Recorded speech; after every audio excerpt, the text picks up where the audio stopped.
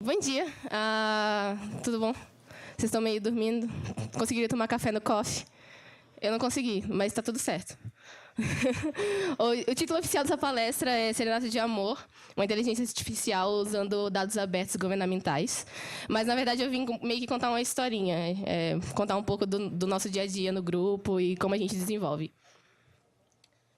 Alguns avisos antes. Acho que é necessário. Esses slides estão disponíveis, são online, depois eu passo o link lá no grupo. Quem não está no grupo, entra no grupo para poder pegar os links. Vai ter uma bolinha, ali onde tem a bolinha, vai ter um ícone que geralmente leva para links externos. Então, tipo, algumas referências não vão estar o link puro, é só clicar no botão que vai levar. Essa palestra tem GIFs, eu gosto muito de GIFs. Então, aproveitem os GIFs, que é a parte legal. E vai ter código também, prometo. Tá, então, meu nome é Jéssica Temporal, para quem não me conhece, muito prazer. Oi, é temporal mesmo, de chuva. Vídeo GIF. Eu sou cientista de dados. Hoje eu trabalho como cientista de dados, mas eu não sou formada em nem ciência da computação, nem estatística, nem nada. Eu sou formada em informática biomédica. Alguém já ouviu falar de informática biomédica? Das pessoas que não me conhecem, vocês não valem. Você estuda na faculdade que eu estudei. Então, não conta. Então, geralmente eu falo que é o Acre dos cursos, nada contra o Acre, mas é que geralmente ninguém conhece, fala que é mentira, não existe esse tipo de coisa. Mas existe, é bem legal. Tem 3 faculdades no Brasil que dão esse curso. E a gente aprende a programar, aprende estatística, aprende análise de dados, que são coisas que eu faço hoje mesmo, sem ter formação em análise de dados, puramente. Como a Paola falou, também sou PyLady, muito orgulhosa. Yay! É importante esse tipo de coisa, né? Tá, então, a história, de fato. Em outubro do ano passado, foi onde, mais ou menos, a história do Serenata para a maioria da comunidade Python começou. Teve uma cientista de dados do projeto que subiu no palco para fazer uma Lightning Talk. Por incrível que pareça, eu não conheci o time na Python Brasil. Foi nesse mesmo evento, só que em Floripa. E eu fiquei sabendo do projeto só depois. Mas eu vou mostrar um pouquinho da Lightning Talk dela. Vocês vão perceber que a minha edição de vídeos é péssima, mas tenham paciência. E não vai rodar aqui, então eu vou botar para tocar local.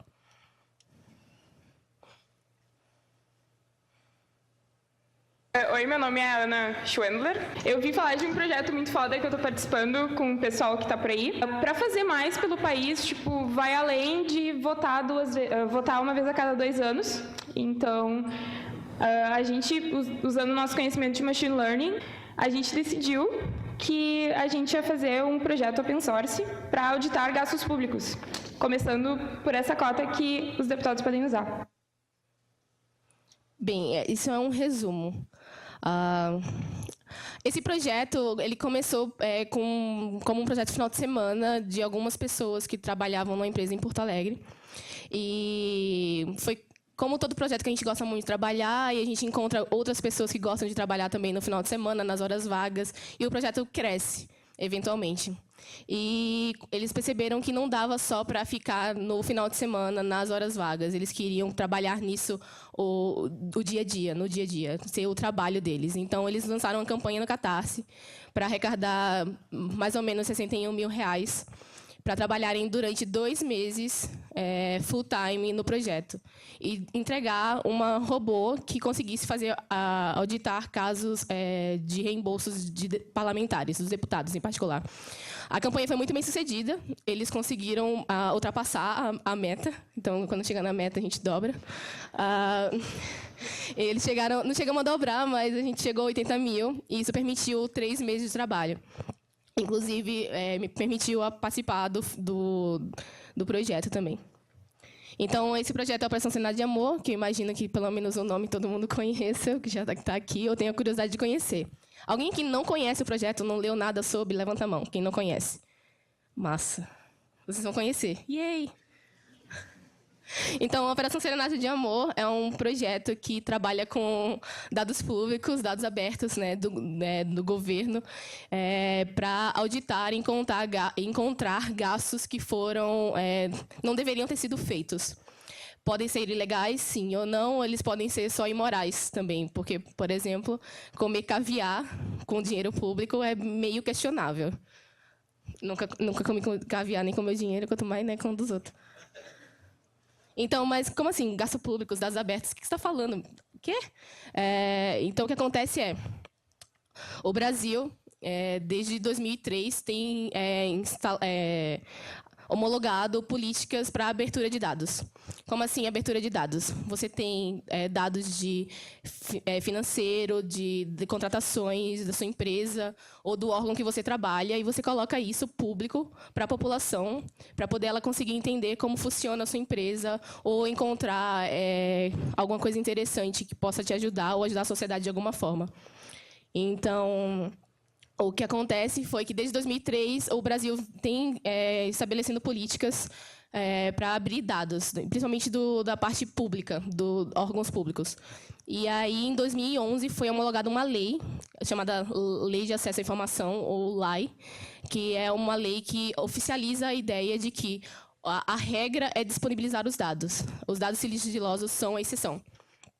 Isso permitiu que o Brasil ficasse muito bem colocado quando você considera países que têm políticas de abertura de dados. Então, a Open Knowledge Foundation, ela constrói um índice que ela ranqueia países de acordo com quão aberto é aquele país. O Brasil está em 8º lugar, o que é muito bom, a gente está no top 10, olha que massa. A gente, dos indicadores que ele utiliza para falar quantos por cento é aberto, a gente tem os 5 primeiros em 100%. Um deles é dados de financeiro do governo. Então, é isso que a gente usa. Um desses dados é a cota para exercício da atividade parlamentar, ou cota indenizatória, algumas pessoas conhecem como cotão. É tipo o vale-refeição do deputado.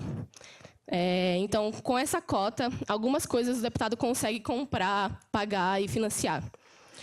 Assim, há um questionamento porque é um valor muito alto, mas a cota permite que pessoas que vão se candidatar para ser deputado e não sejam ricas previamente, consigam poder se eleger e trabalhar. Então, coisas como hotel, comida, TV por assinatura, combustível, fretamento de veículos, tudo isso a cota cobre e permite que seja indenizado, então, reembolsado. Desculpa. O que acontece é, o deputado, ao invés de passar o cartão do Vale-Refeição dele, que eu imagino que a maioria conheça o sistema do Vale-Refeição, ao invés de passar o cartãozinho do Vale, ele paga do próprio bolso e ele perde o reembolso desse valor. Então, vamos supor, ele está trabalhando lá e ele vai almoçar no restaurante escolar que tem na Câmara. Ele paga o almoço dele, ele apresenta a notinha, em até 3 dias ele é reembolsado pelo valor do almoço. Isso gera uma quantidade de dados absurda, porque você tem 513 deputados e chega para as pessoas da cota, que são responsáveis por falar se esse dado se esse reembolso esse recibo é passível de reembolso ou não, são só 4 pessoas. E eles recebem cerca de 1.500 reembolsos por dia. 4 pessoas, 1.500 reembolsos por dia, numa escala. Tipo, não dá para você auditar, investigar todos para ver se é um gasto realmente válido, de acordo com as regras da cota. Então, não dá, é humanamente impossível. Então, qual que é a solução? Um robô. Robô não tem família, robô não descansa, robô não tira férias. Você não precisa nem pagar o robô. Você paga o desenvolvedor que escreve o robô, mas você não paga o robô em si. O que é muito bom. Depois que está escrito lá, é só fazer a manutenção, está tranquilo, testes, funciona. É mais tranquilo. Então, a Rose, ela é a nossa robô. O que é que ela faz? Ela consegue ler todos os dados da cota que estão disponíveis, a Câmara disponibiliza isso no API, e identificar, de acordo com os classificadores que ela tem nela, que a gente implementou, se aquele gasto é um gasto suspeito, se ele vale a pena investigar ou não. Então, como é que funciona isso? A gente começa tudo com uma hipótese. O que seria uma hipótese? É uma ideia que você quer validar ou não. Muito como estatística. Quem teve aula de estatística, acho que lembra, você tem a hipótese e a hipótese alternativa, e você quer validar uma das duas, e aí você trabalha dados para poder, números, contas, transformadas e afim, com a intenção de validar aquela hipótese. Então, a Rose faz exatamente isso, só que ela faz isso com código. Como é que a gente implementa um código na Rose? A gente começa com o Jupyter Notebook. Alguém não conhece o Jupyter Notebook? Levanta a mão. Vai conhecer também, olha que legal. Então, eu vou mostrar agora um pouquinho de código, começando pelo Jupyter Notebook. Então, espera aí. Dá para ler aí? Levanta a mão alguém, obrigada. Então, o que acontece é assim, a gente tinha uma hipótese que empresas fechadas ou com status diferente de aberta estavam emitindo nota e o deputado estava pedindo reembolso. Como é que você pede reembolso de uma nota que não deveria nem ter sido emitida? Aconteceu, porque o CNPJ é válido, então não tem nada gritante ali naquela informação. Essa é uma das hipóteses que a gente analisou, existem outras. Então, a gente teve essa ideia e a gente começa basicamente importando os dados dentro do Jupyter Notebook. A gente usa o Jupyter porque você consegue explicar o que você está fazendo, qual que é a sua ideia, e você consegue misturar o código. Então, para alguém que não tem interesse no código, ele só quer saber a linha de pensamento da pessoa que estava investigando aquela hipótese, você tem texto. Geralmente, jornalistas querem entender como a gente fez alguma análise. Gostam muito. Pessoas que têm interesse na parte estatística da coisa, elas usam esse texto para poder entender se não entende de código. Então, eu não vou fazer um passo a passo do código, esse código está disponível, mas eu vou fazer um geral. Então, a gente importa os dados, a gente usa Anaconda, principalmente Pandas, NumPy e uma ferramenta que a gente desenvolveu, o Senata Toolbox, que é basicamente para a gente evitar de ficar repetindo código. A gente não gosta de ficar repetindo coisa. Então, a gente lê os dados, a gente backupeia esses dados no S3 da Amazon, porque a gente identificou algumas falhas, por exemplo, quando a gente denunciava um reembolso e esse reembolso era de fato considerado ilegal, não devia ter sido reembolsado, então ele some do dataset atual, ele é retirado do sistema. Que provoca um tipo de viés estatístico, mas isso é outro assunto. Então, a gente importa os dados, a gente formata esses dados, e a gente consegue ver, por exemplo, ao invés de mostrar num terminal que vai quebrar a linha em uma forma estranha, a gente consegue ver numa tabela. E o Jupyter está bonitinho agora, você consegue passar por cima da linha e ele fica colorido. Olha que legal. Então, se a tabela for muito grande, é óbvio, ele vai esconder um pedaço para poder ficar mais amigável, mas ele vai tentar mostrar o máximo que ele puder.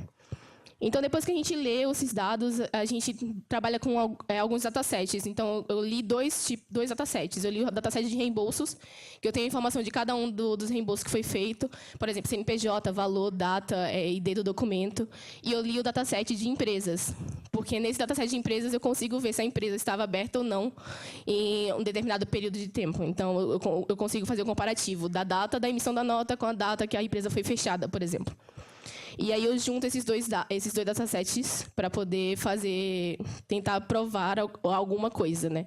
No caso, que as empresas estavam emitindo nota, não deveria estar emitindo. E depois que eu juntei os datasets, eu faço alguma investigação, por exemplo, qual o tamanho disso.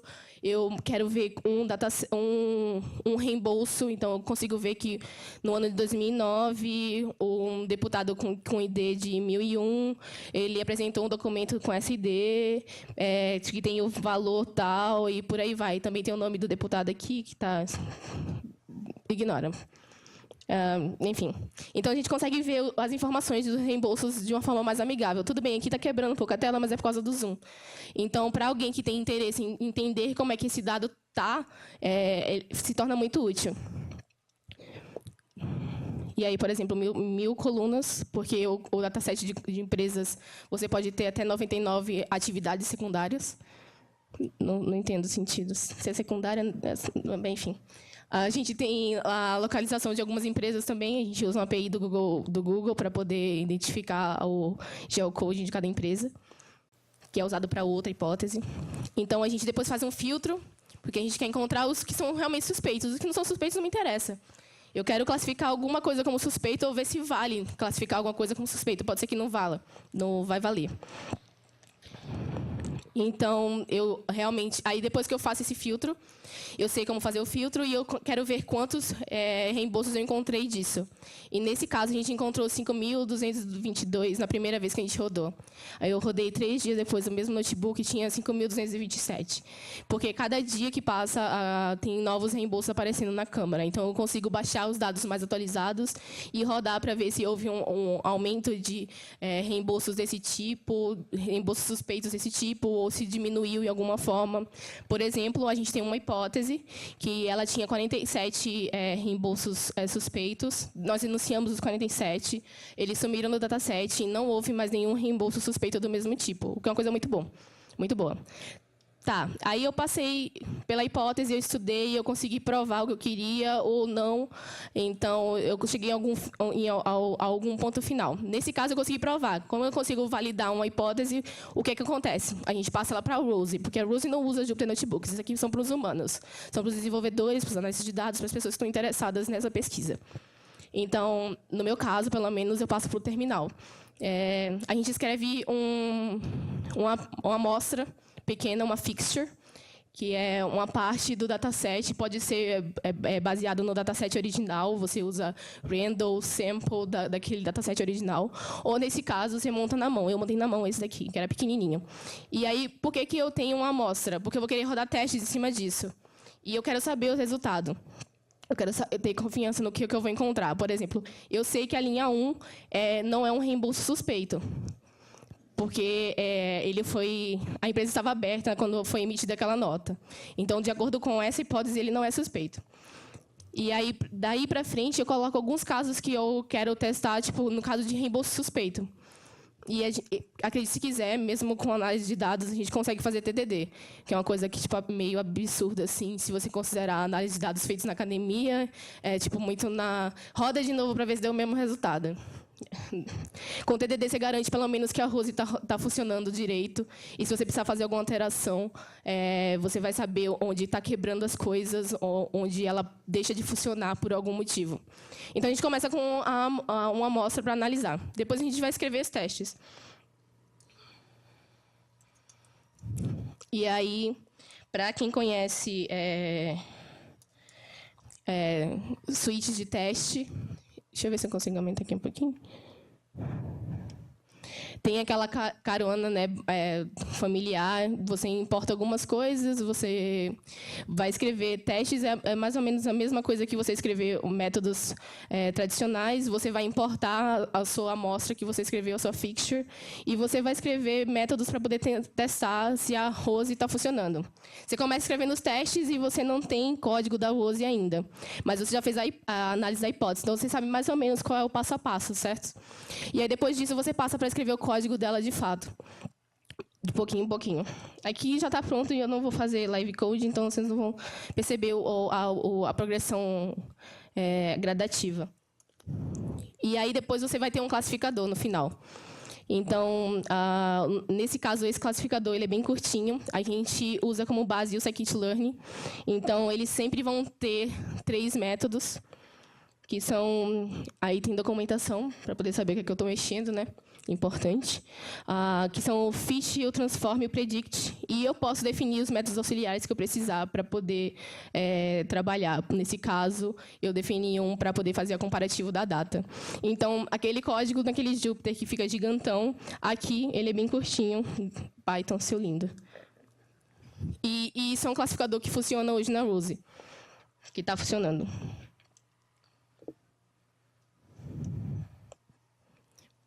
Ótimo. O link ali embaixo leva tanto para o Jupyter Notebook quanto para o classificador dentro do nosso GitHub. Então, qual que é o próximo passo? O que a Rose faz? A Rose roda tudo isso e ela me mostra o quê? Ela vai gritar no meu computador que está funcionando. Achei. Não cheguei a esse nível ainda, talvez um dia. Ela cospe 2 CSVs comprimidos, um de reembolsos, que foram todos os reembolsos que ela analisou, e um que traz se ela achou aquele reembolso suspeito ou não. Então, é uma tabelona gigantesca. Hoje, o dataset da Câmara tem mais de 1,5 milhão de reembolsos. Isso aqui demora para processar um tempo, por isso que eu não estou botando ela para rodar aqui agora. Ela demora 1h20 nesse meu computador, com um dataset mais antigo. O de hoje eu não sei, eu não rodei para ver. E aí, quando você tem esses dois resultados, o que você faz? Jarbas. Geralmente, o Jarbas é o queridinho do pessoal, porque quando o pessoal fala assim, nossa, um robô, posso ver o robô? A gente abre o computador e pensa, não, mas eu quero ver o robô. Eu falo assim, mas o robô é assim que funciona. Desculpa, não tem articulações ainda. Talvez um dia, mas ainda não foi mal. E aí a gente mostra o Jarbas. O Jarbas surgiu como uma API, então, se você clicar ali naquela bolinha, você vai dar de cara com essa pesquisa que eu fiz. Então, você tem endpoints para poder acessar todos os nossos dados, o que é legal para quem quiser pesquisar, brincar, se divertir um pouco. A gente também usa isso, mas, API, a gente tem um jornalista no time, né? Como é que um jornalista do time vai conseguir mexer com a API? Ele não entende de...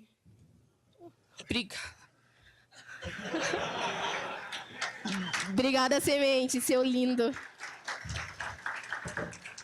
Peraí. Agora todo mundo me vê, né? Antes estava vendo só o cabelo. Acontece. Geralmente é o que acontece mesmo. Então, a API para o jornalista não é uma coisa legal. Tipo, ele não tem muito interesse em um dado formatado de JSON. O que é tudo isso? Eu não estou nem aí. Tipo, não dá para ler, mas ali tem os links, tem as informações do reembolso, tem a informação do deputado que fez o pedido do reembolso. Então, a gente criou uma ferramenta para visualizar, baseado no que a gente já tinha. Por trás é Django. Yes. Desculpa, Flask, Django. Django, seu lindo. Na frente é Elmi, mas a gente está tentando mudar. Cadê o Luan? Luan, cadê meu PR? Obrigada. Lembrei-te de leve. Porque é difícil dar manutenção em Elmi, porque só o Kuducos mexe com Elmi.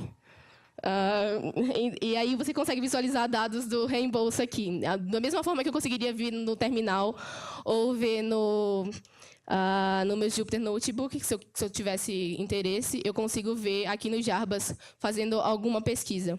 Só que essa interface do Jarbas ela não é legal, porque ela não teve UX, ela foi desenvolvida para a gente facilitar a nossa vida. Então, o Tony que trabalha com a gente, que é desenvolvedor, o Tony está tranquilo, ele sabe fazer as pesquisas, ele sabe usar a API, ele aprendeu. Mas as pessoas de fora, elas falam assim, é muito ruim, eu não consigo pesquisar pelo nome do deputado, eu quero pesquisar pelo nome do deputado que eu votei, para saber se está fazendo o negócio direito, se tem caso suspeito, é isso que me interessa. Então, aqui eu só consigo pesquisar por informações que são internas da Câmara, é a ideia que o deputado usa para poder pedir reembolso, por ano, por tipo de subcota, porque a cota parlamentar, a cota indenizatória, ela tem algumas subcotas. Então, tem esse Jarbas aqui tem uma dificuldade, ela apresenta dificuldade para quem não é técnico. Então, a gente, depois que o pessoal pediu muito, virou e falou assim, tá, a gente precisa melhorar isso aqui, porque a nossa ideia é trazer para a população algo que é muito difícil, porque quem que é a dona de casa, o marido que cuida das crianças, sei lá quem, que vai querer mexer no CSV, abrir o Excel, consegue se ver de 1.500, 1,5 milhão de linhas. Não dá, né? Nem eu quero. Não tenho paciência. Então, a gente criou um dashboard, Django. A gente hackeou um pouco para poder não precisar de login, de usuário e senha.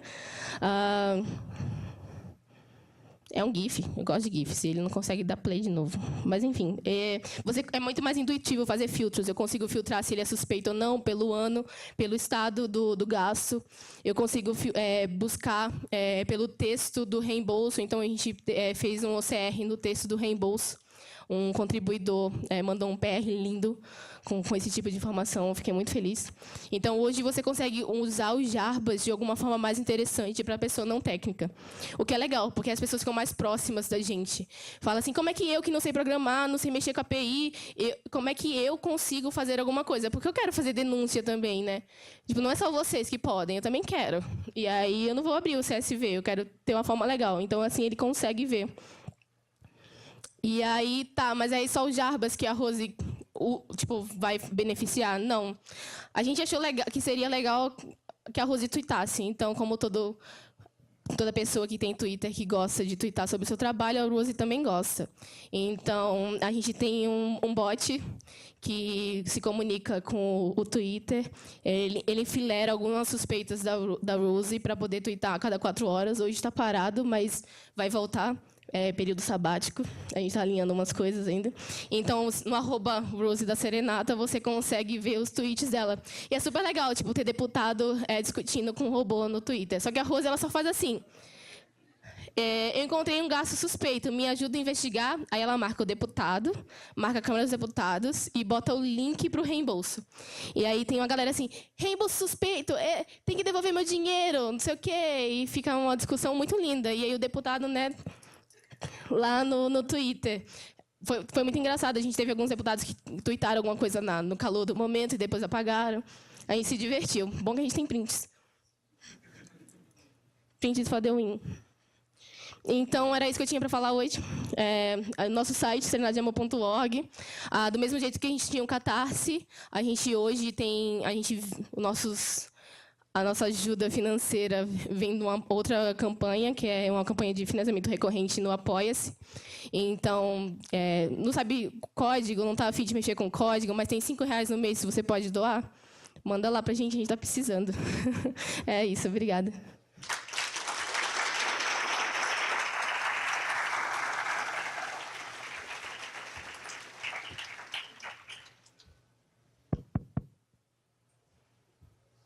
Perguntas? Mandaram avisar.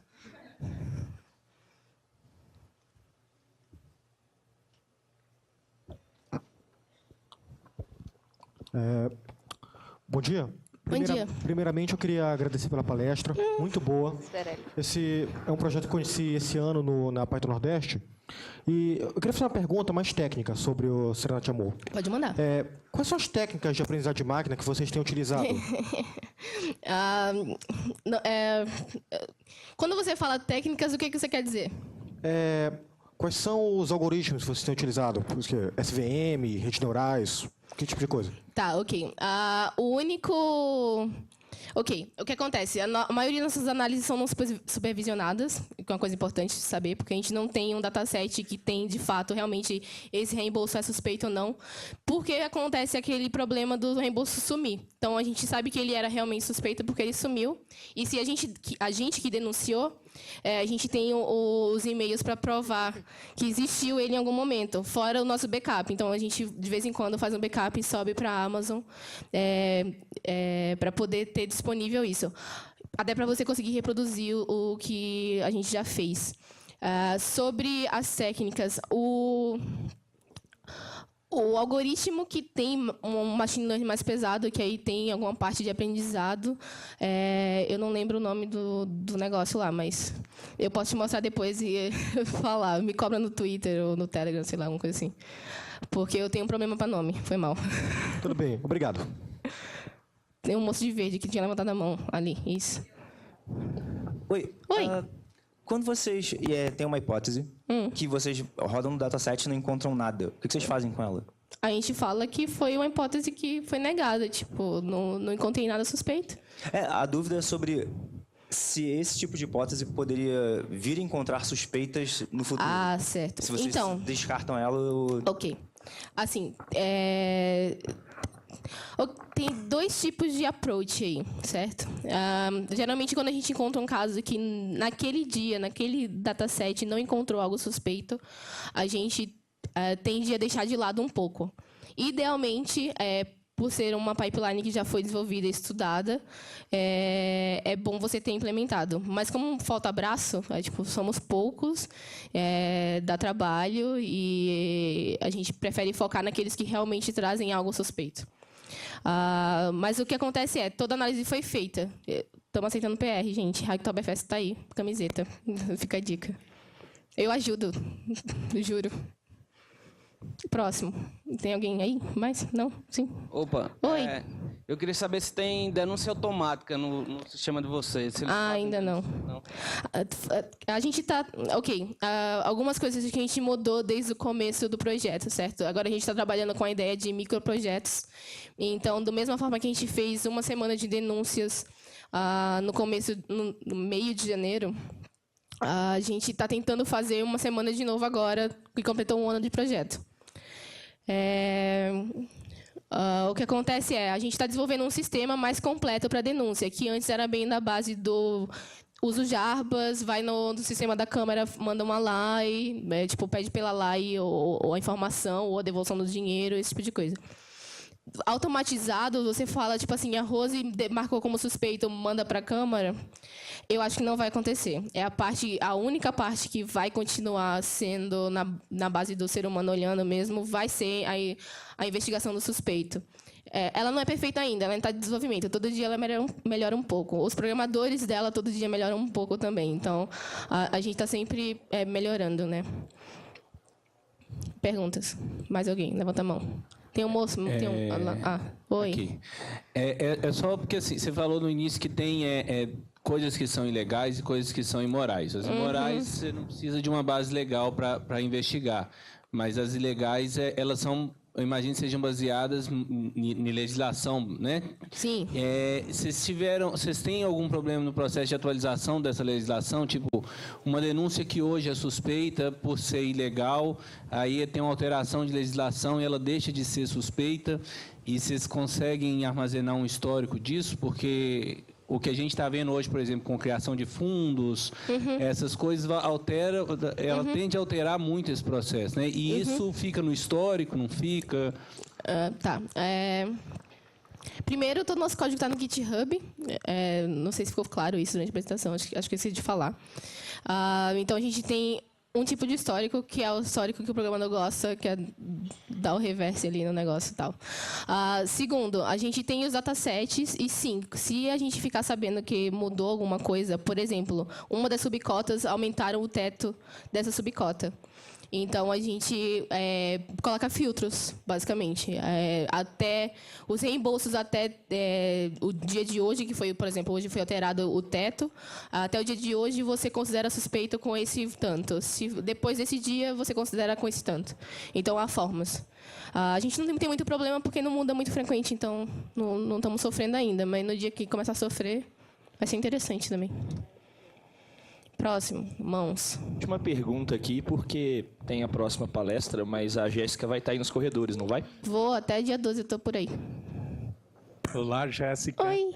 A pergunta já teve situações do deputado devolver dinheiro, né? E eu queria que contasse um pouquinho tá. O que ele gastou, o que foi errado.